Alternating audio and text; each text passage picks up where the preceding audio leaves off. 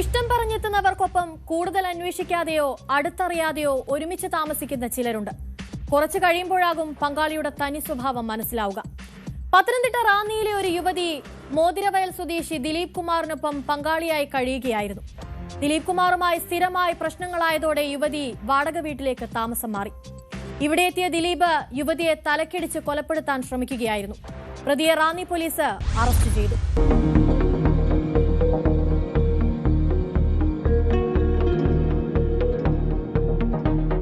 പത്തനംതിട്ട റാന്നി മോതിരവയൽ സ്വദേശിനിയായ യുവതിയെ തലക്കടിച്ചു മാരകമായി പരിക്കേൽപ്പിക്കുകയും കൊലപ്പെടുത്താൻ ശ്രമിക്കുകയും ചെയ്ത കേസിലാണ് മോതിരവയൽ സ്വദേശി ദിലീപ് കുമാറിനെ പോലീസ് അറസ്റ്റ് ചെയ്തത്.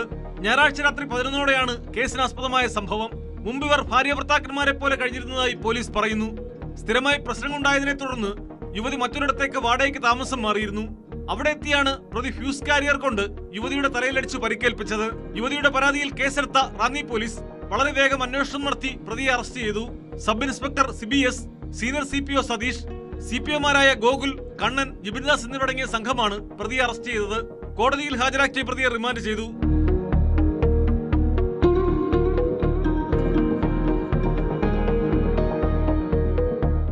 ന്യൂസ് 18 പത്തനംതിട്ട.